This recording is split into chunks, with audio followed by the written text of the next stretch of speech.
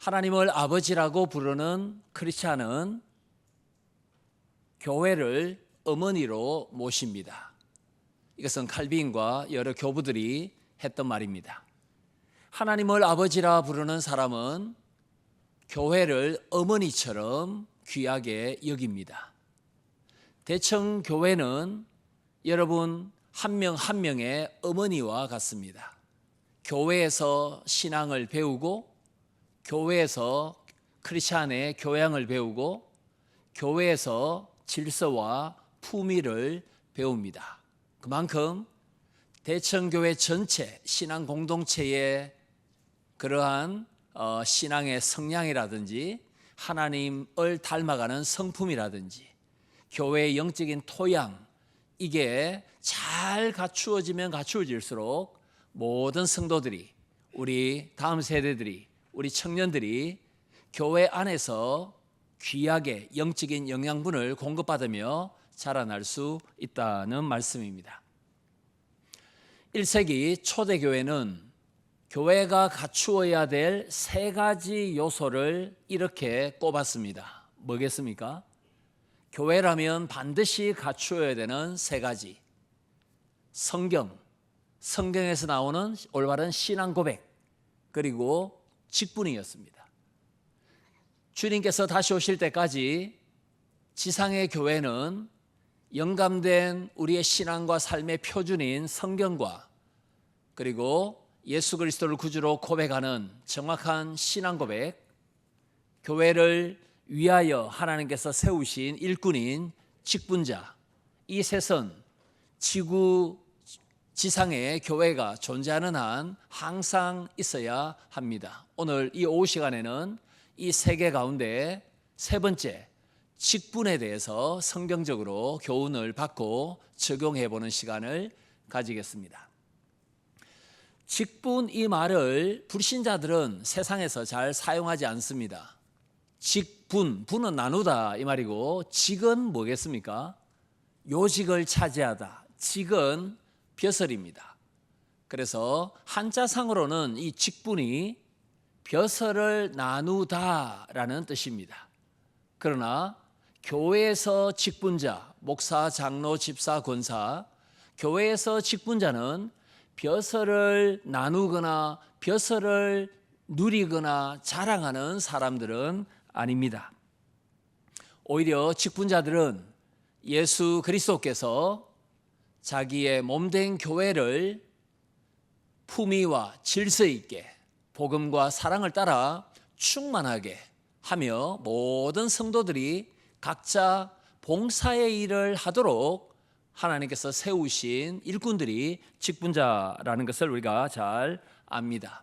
오늘 우리가 읽었던 옥중서신인 에베소서 4장에 의하면 모든 직분은 성천하신 교회의 머리이신 예수 그리스도께서 교회에게 주신 선물입니다.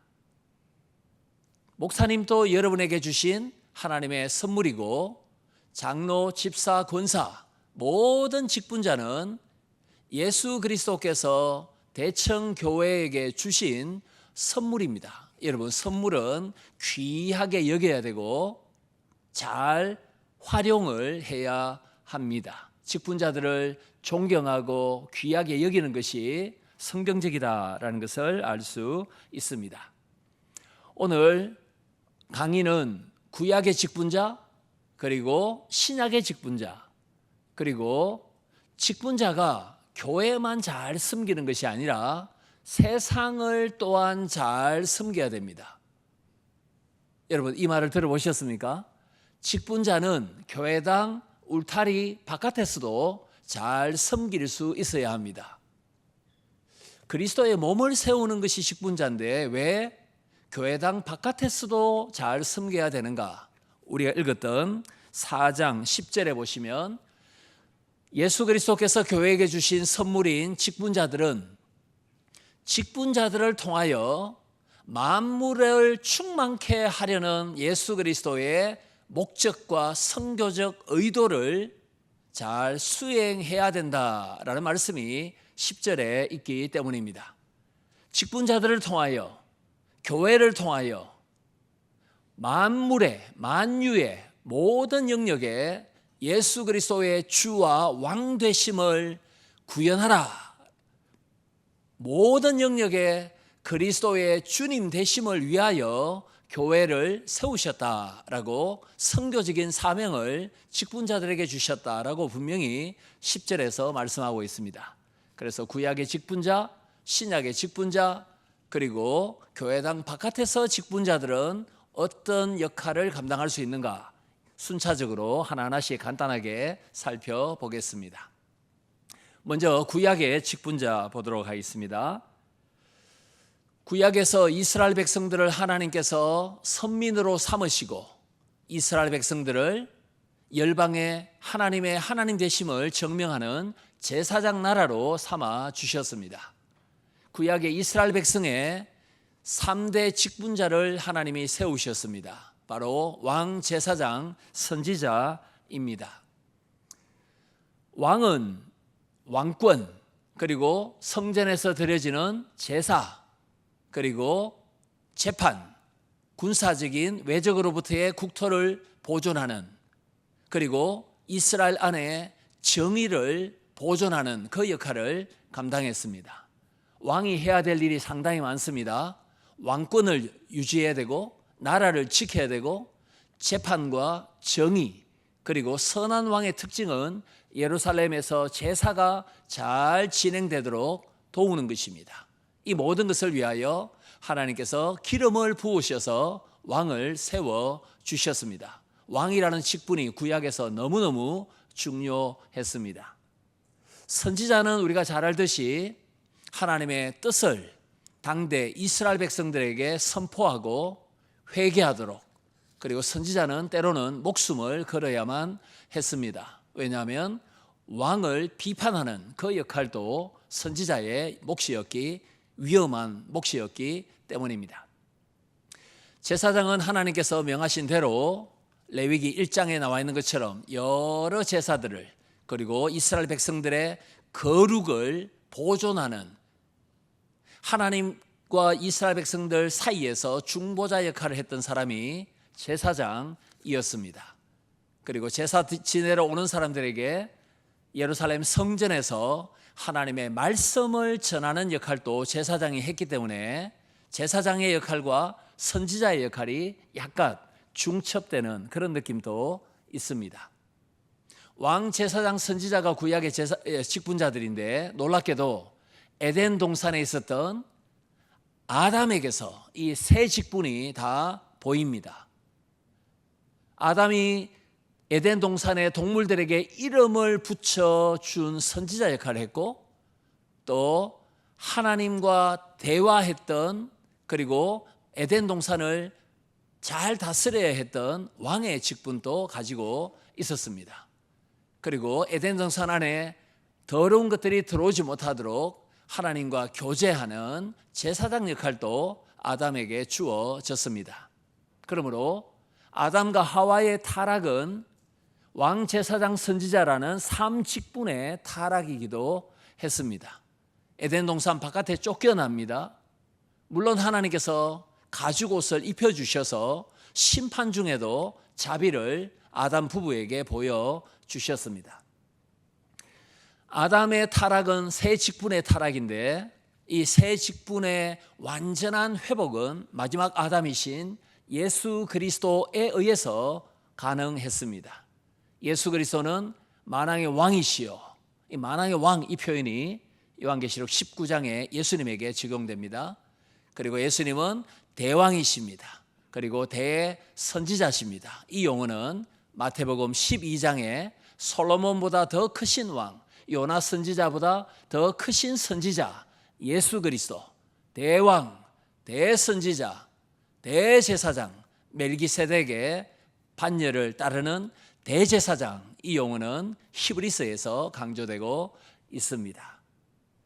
예수 그리스도 한 분이 에덴 동산에서 3직을 감당했던 아담처럼 예수님 한 분이 대왕, 대제사장, 대선지자, 이 세 직분을 다 감당하셨습니다. 그래서 우리가 예수님을 진정한 직분자, 참 직분자 이렇게 부를 수가 있는 것입니다. 이제 두 번째 주제로 넘어갑니다. 무엇입니까? 신약 시대의 직분자는 누구인가? 라는 것입니다. 예수 그리스도는 대왕이신데 통치의 직분을 신약에서는 교회에서 누가 감당합니까? 누가 통치하고 치리하고 감독합니까? 바로 장로님들이죠. 장로님들은 목사님과 함께 교회를 품위와 질서 있게 복음과 사랑으로 잘 다스려야 합니다. 예수 그리스도의 예언자, 대선지자 직분은 누가 주로 신약에서 감당합니까?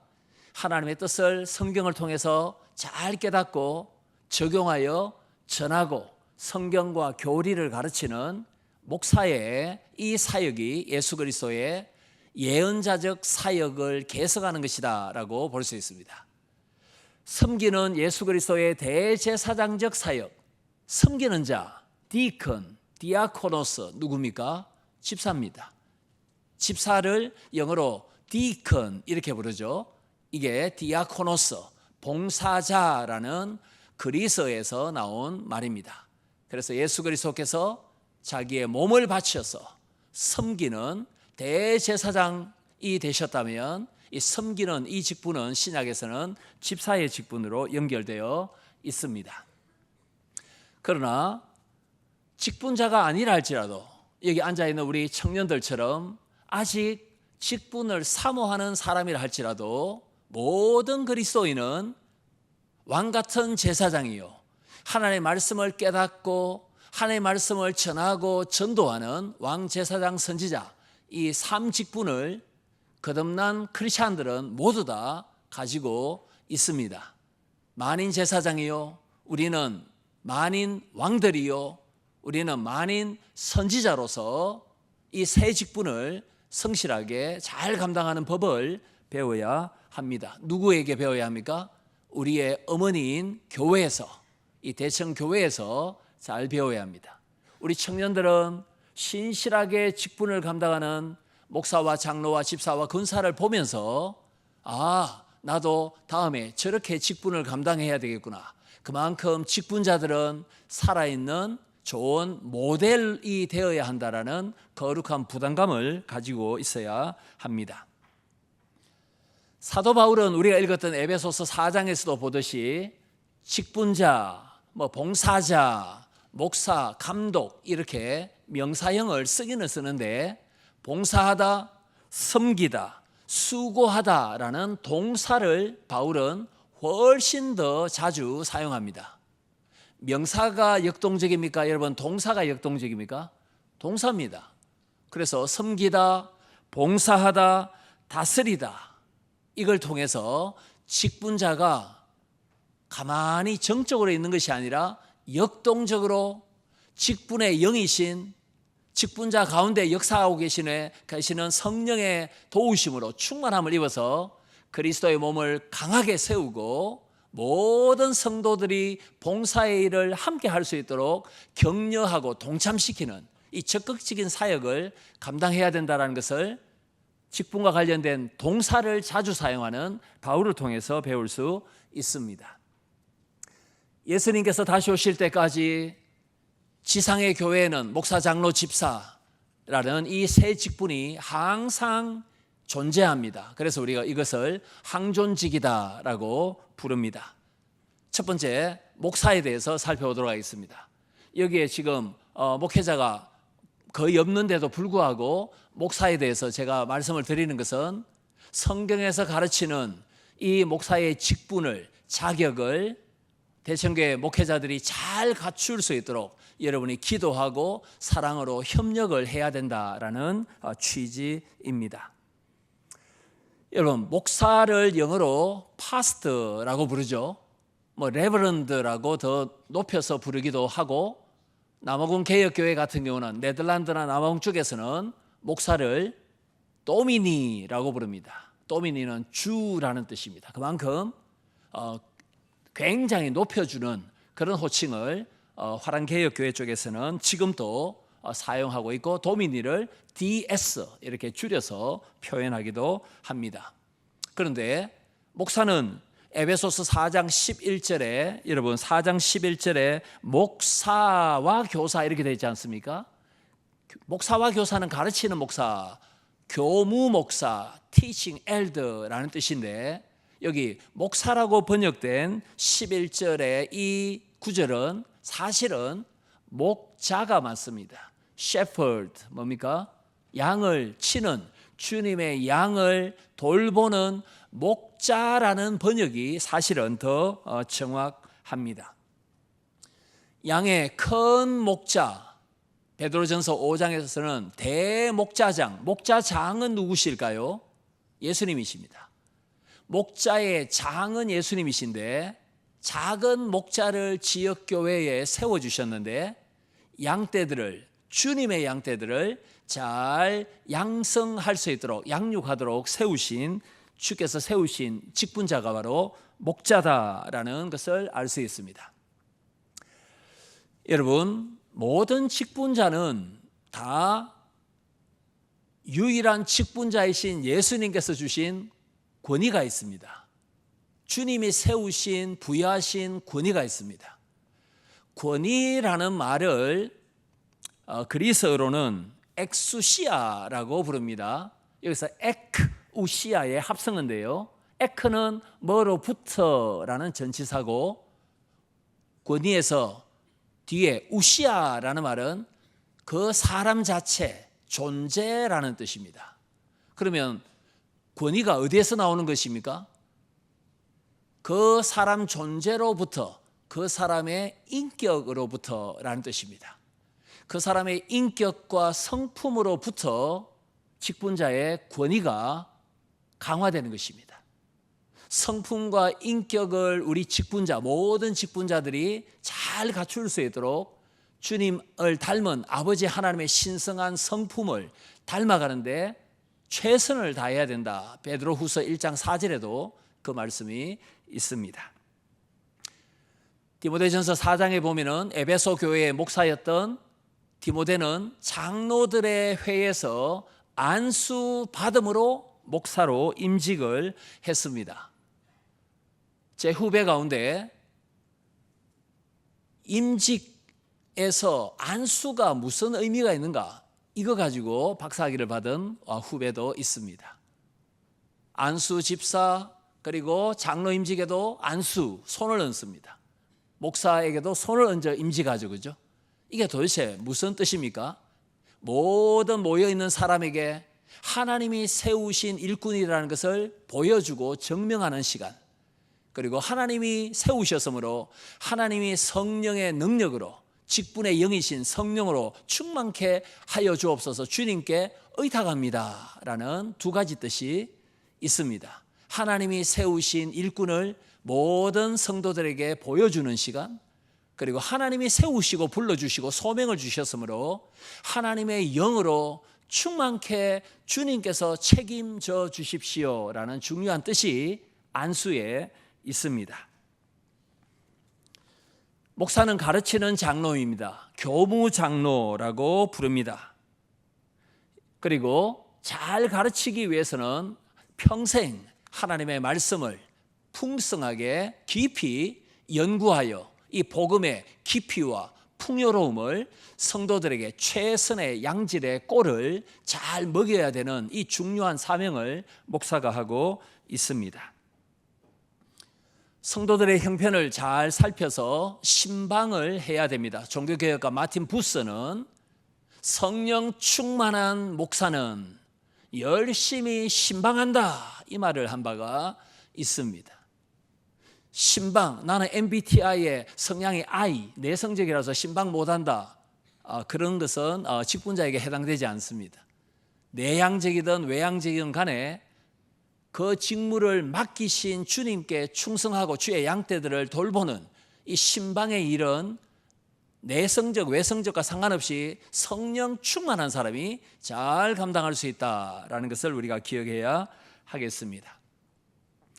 목사는 하나님의 말씀을 전합니다. 교리를 가르칩니다. 신앙 고백을 가르칩니다. 이 강단에서 진리와 생명과 능력의 말씀이 선포된다면 천국의 열쇠를 활용하는 것이고 설교를 듣는 성도들은 하나님의 나라를 경험하고 하나님의 나라 이야기를 통하여 우리가 처해 있는 이 현실을 해석하면서 하나님의 백성답게 살도록 하는 시간이 바로 설교 시간입니다. 설교는 하나님의 나라의 보따리를 풀어서 성도들에게 하나님의 나라를 경험하고 하나님의 사랑과 구원과 정의를 세상 속에서 실천할 수 있도록 격려하고 통찰력을 주고 도전하는, 지옥의 권세, 사망의 권세를 깨트리는 하나님의 나라가 임하도록 하는 시간이 목사의 설교 시간입니다. 그만큼 여러분이 이 강단에서 선포되는 설교가 순수한 강력한 생명의 변화의 감동의 복음이 되도록 기도하고 사모해야 할 것입니다. 종교개혁가 칼빈은 16세기 개혁교회에서 목사가 갖추어야 될 네 가지 요소를 언급한 바가 있습니다. 우리 스승 칼빈은 뭐라고 했을까요? 목사는 성경에 통달해야 된다. 교리에 통달해야 되고요. 그 다음에 믿음과 행동의 일치, 신행일치, 이게 세 번째 조건이고, 그 다음에 설교를 강조했습니다. 설교. 그래서 복음을 성도들에게, 회중에게 잘 전달할 수 있는 능력을 목사의 네 번째 자격 조건으로 거론하기도 했습니다. 우리에게 좀 굉장히 생소한 사람인데, 신학자 가운데 얼번 홈즈라는 사람이 있습니다. 얼번 홈즈. 이 사람은 굉장히 특이한 말을 한 바가 있습니다. 교인들은 눈에 보이는 목사를 통하여 하나님을 인식하게 된다. 그러므로 목사는 하나님의 상징이다. 이 말을 한 바가 있습니다. 그만큼 목사의 모든 삶의 모습이 하나님 아버지를 닮은 모습이어야 된다. 굉장히 무거운 그런 갖추어야 될 중요한 무거운 그런 역할을 목사가 잘 감당할 수 있도록 성도들은 목사를 보면서 하나님을 인식한다. 하나님의 상징이다. 심볼이다. 그러한 좋은 신실한 그러한 목회자가 될 수 있도록 여러분은 목회자들을 잘 격려를 해야 할 것입니다. 이제 두 번째 신약의 직분자 장로 살펴보도록 하겠습니다. 장로는 목사와 더불어서 양떼들을 돌보고 치리하고 감독하고 다스리는 그 역할을 합니다. 양떼들을 잘 다스리기 위해서 우리 장로님들, 지금 시무 장로님 8분 주보에 나와 있는 것 같습니다. 시무 장로님들은 양떼들을 잘 감독하고 다스리기 위해서 어떻게 해야 하겠습니까? 저는 고신의 목사입니다. 그리고 유학 중에는 개혁교회에서 1999년 석사과정 때는 제가 집사로 개혁교회에서 섬긴 바가 있습니다. 그리고 2001년, 2002년에는 박사과정 때는 다른 개혁교회에서 장로로 섬긴 바가 있습니다. 제가 집사 장로를 한 2년 반 정도 짧게 해외에서 경험한 바가 있습니다. 개혁교회에서 장로는 의무적으로 구역장을 맡아야 합니다. 그래서 구역 수만큼 장로의 수가 결정됩니다. 그래서 제가 출석했던 센츄리온 개혁교회에 성도가 1000명 정도 되었고요. 구역이 75구역 정도 되었습니다. 이 말은 장로가 75명이라는 뜻입니다. 75명 장로에 집사님은 한 17명 정도였습니다. 외국에서는 장로의 수가 집사의 수보다 훨씬 많습니다. 왜냐하면 집사의 임무가 구제이기 때문에 그렇게 많은 수가 필요 없다라는 개혁교회의 인식 때문에 그러합니다. 여러분, 네덜란드의 개혁파 신학자 중에 스킬드라는 사람이 있습니다. 스킬드가 했던 중요한 장로와 관련된 중요한 말을 간단하게 한번 소개하겠습니다. 하나님의 말씀을 가지고 장로가 가정을 신방합니다. 저도 C11구역을 맡아서 10가정을 맡은 장로 역할을 감당했습니다. 온 가족이 모일 수 있는 시간에 장로는 외국에서는 신방합니다. 바로 저녁 식사 이후입니다. 그리고 한 가정에 가서 아이들부터 어른까지 부모님까지 다 묻고 신방합니다. 하나님의 말씀을 어느 정도 읽습니까? 성경을 우리 자녀들이 읽습니까? 주일학교에서 뭘 배웁니까? 목사님의 설교가 잘 이해되십니까? 장로들의 신방은 말씀의 신방입니다. 하나님의 말씀이 그 가정에 잘 정착되도록 하는 그 역할을 개혁교회에서 장로들은 힘씁니다. 그래서 장로의 신방이 말씀과 복음의 신방이 된다면 스킬드가 뭐라고 말하느냐면 장로는 기독교 문화 세력입니다 이 말합니다. 교회당 울타리 바깥에 성도의 아파트와 주택이 있지 않습니까? 교회당 울타리 바깥 가정이라는 영역에 하나님의 통치를 심는 기독교 문화를 심는 크리스찬은 기독교 문화 세력이 장로입니다 이 말을 스킬드가 한 바가 있습니다. 그만큼 교회를 잘 다스리고 때로는 권징하고 치리도 해야 되겠고 중요한 의견도 모아서 결정을 해야 되는 막중한 임무를 우리 장로님들이 띠고 있는데, 그러나 우리 디모데전서 3장, 디도서 1장 여기 장로들의 자격에 보시면 성도들을 잘 말씀으로 양육하는, 목사와 더불어서 양육하는, 교회가 말씀 위에 든든히 설 수 있도록, 복음 위에, 사랑 위에 설 수 있도록 해야 되는 역할을 장로가 가지고 있다는 것을 알 수 있습니다. 구역장을 맡은 장로님들은 열심히 신방을 해야 되겠죠. 그러면 권찰은 그러면 신방 안 해도 되고, 뭐 권사는 또 신방을 안 해도 되고, 이건 또 아니지 않습니까? 목사와 장로의 신방이 중요합니다. 그러나 진짜 역동적인 신방은 모든 성도들이 서로서로 돌보고 아끼는 것입니다. 누가 입원해 있다, 우리 구역은 입원해 있다, 모든 구역 성도들이 가서 위로하고 격려하고 동고동락하는, 모든 성도가 서로 돌아보는 이런 영적인 토양이 갖추어진다면 강력한 사랑과 교제의 공동체가 될 것입니다.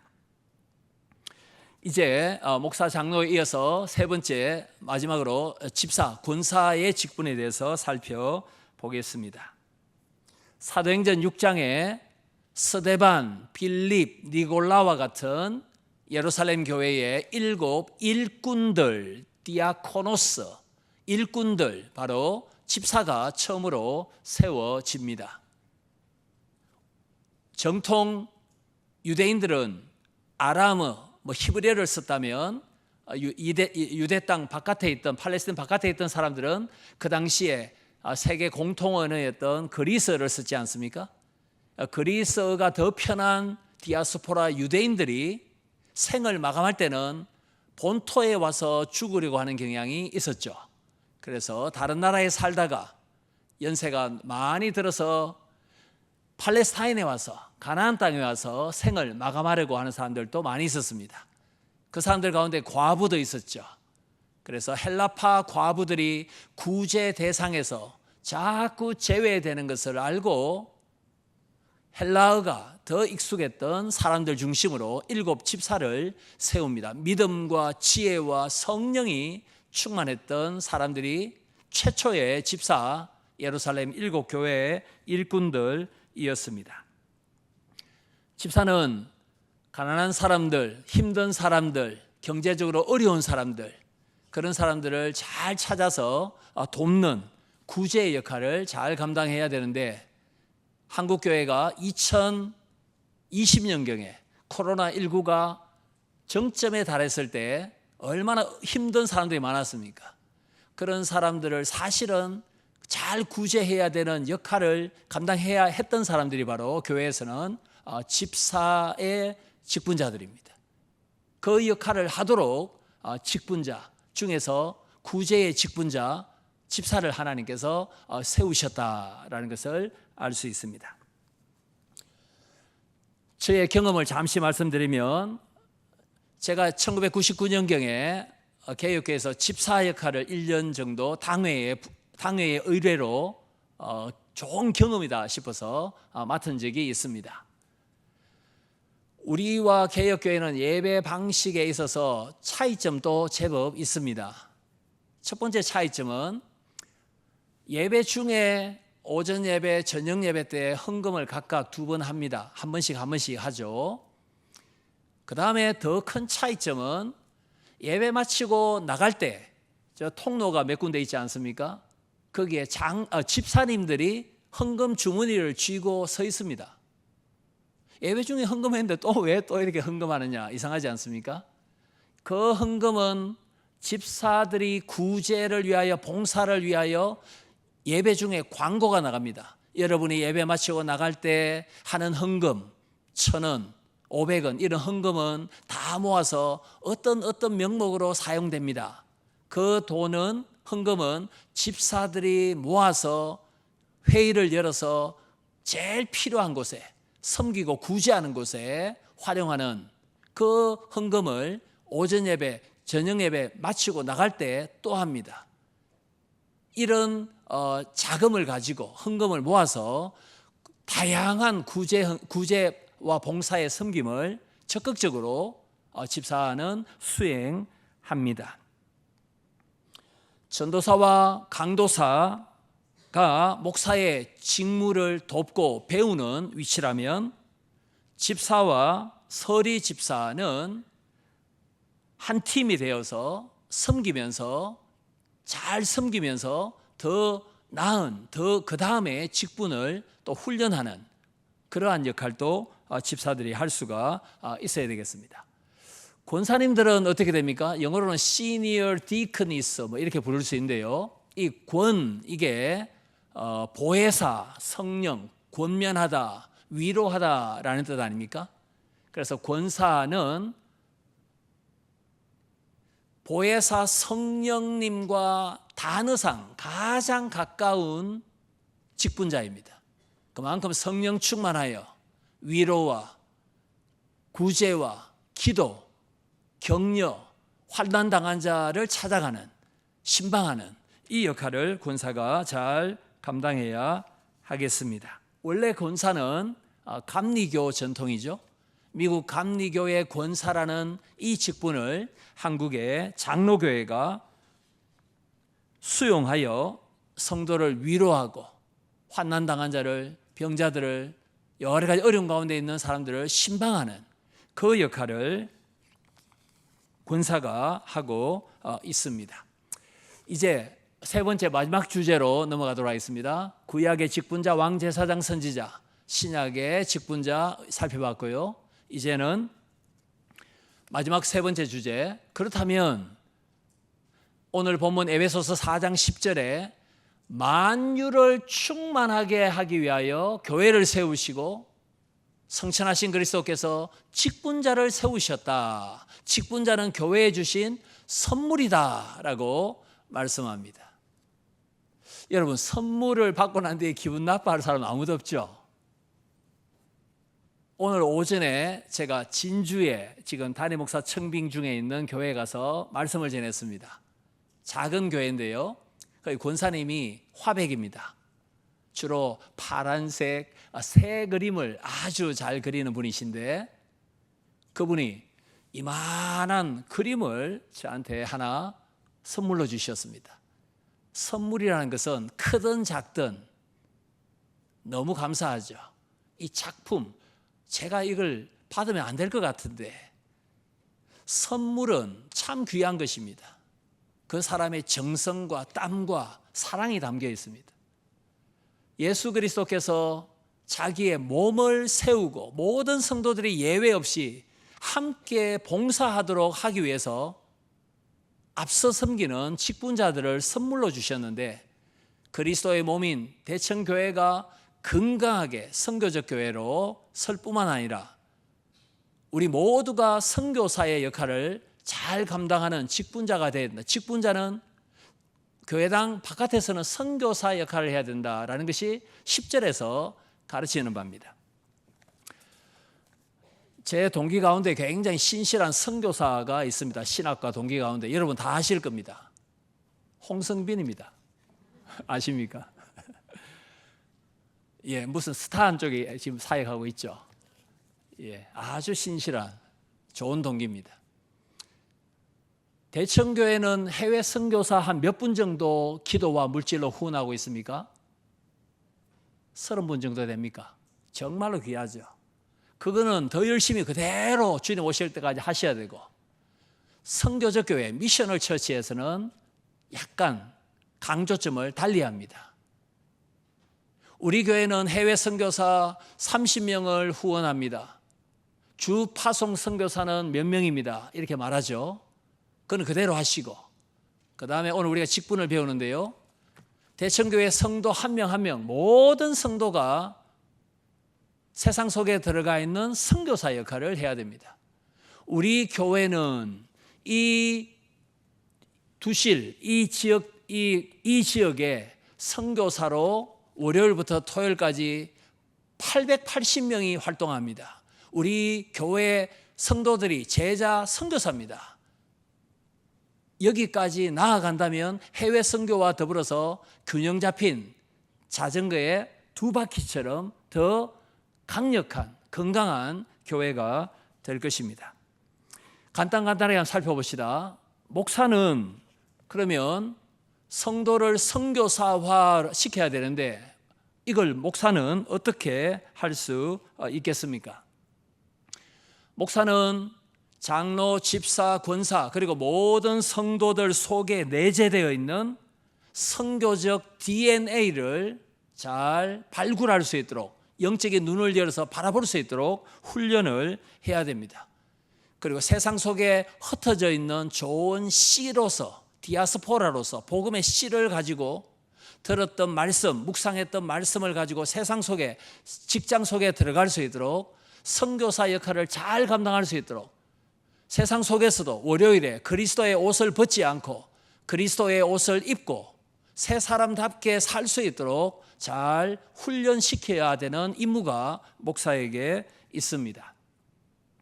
그리고 목사는 경찰서의 경목 또는 직장 신우회의 지도 목사 같은 세상 속에서 그러한 역할을, 지혜와 지식의 이 은사를 활용하는 그 역할을 감당할 수 있습니다. 글자가 좀 작은데 잘 보이십니까?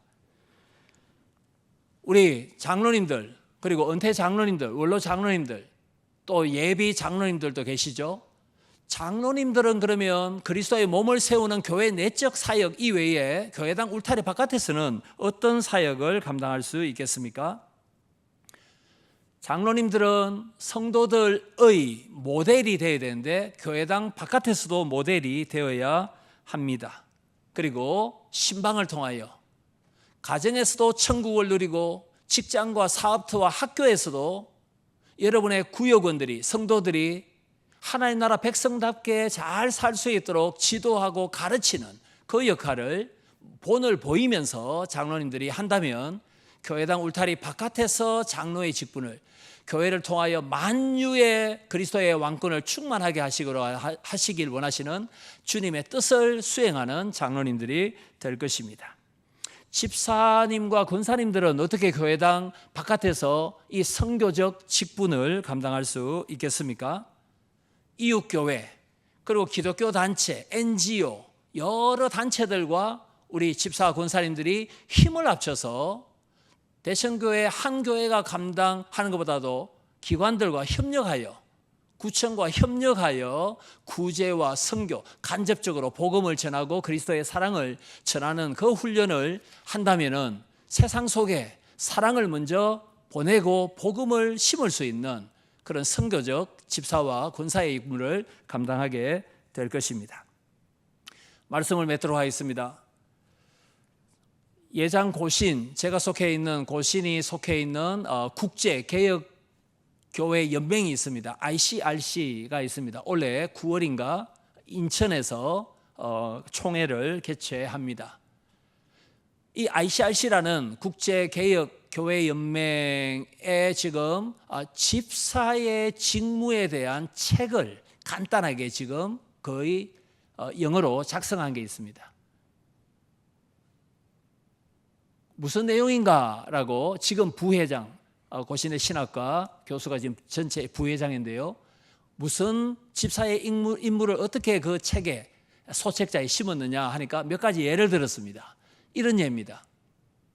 알코올 중독자가 우리 교회에 있는데 실제로 집사는 그 사람들을 어떻게 도와줄 수 있는가?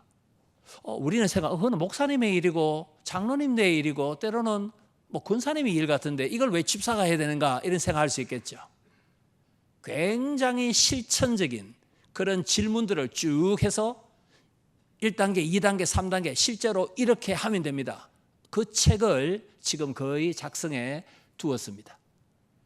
목회자가, 사역자들이 모든 일을 다 하는 것이 아니라 모든 성도들이 그리스도의 몸을 세우기 위하여 봉사의 일을 협력하여 할 수 있도록 이런 원칙을 해외 개혁교회에서는 열심히 추구하고 있습니다. 모든 일은 다 사역자들이, 목회자들이 다 할 수 있는 것은 아니고 더불어서 그리스도의 선물인, 교회에 주신 선물인 직분자들이 다 같이 협력하여 구체적으로 실제적으로 효력이 생산성이 있도록 잘 섬기는 그런 고민을 계속해서 해야 된다라는 것을 이 ICRC 세계개혁교회 연맹의 그 집사 매뉴얼을 통해서도 우리가 배울 수가 있습니다. 말씀을 맺도록 하겠습니다. 대청교회가 이렇게 든든하게 선 것은 지금까지 헌신해 오신, 은퇴하신 귀한 직분자들의 사랑과 땀과 눈물이 분명히 있었고 지금 사역 중인 직분자들의 헌신과 수고 덕분이다라고 성경 에베소 4장은 말씀하고 있습니다. 여러분 속에 있는 선교적 DNA, 세상 끝까지 나가서 제자 삼는 이 명령을 우리가 직분자들이 교회에서 직분을 잘 수행한다면 세상 속에서도 이 지혜와 노하우를 활용하여 세상 속에서도 세상을 하나님의 나라로 변혁시키는 그리스도의 왕권이 만유 가운데 충만하게 되는 그 일도 교회에서 직분을 잘 감당하는 직분자는 세상 바깥에 나가서도 그 일을 잘 감당하게 될 것입니다. 이게 저와 여러분의 기도 제목이요 소망이 되어야 될 줄 믿습니다. 교회 안에서도 주님의 뜻대로 잘 직분을 감당하게 하시고 여기서 활용하고 배운 것을 세상 속에서도 세상도 주의 복음과 사랑으로 잘 섬길 수 있는 우리 세상 바깥에서도 잘 통하는 선교사와 같은 직분자들이 될 수 있도록 하나님께서 지혜와 힘과 용기를 여러분 모두에게 주시길 바라고 아직 이 직분을 받지 못한 우리 청년들은 직분을 사모하시기 바랍니다. 직분을 통하여 교회를 사랑하는 법을 더욱더 잘 배우는 우리 귀한 청년들 되기를 소망합니다. 기도하겠습니다.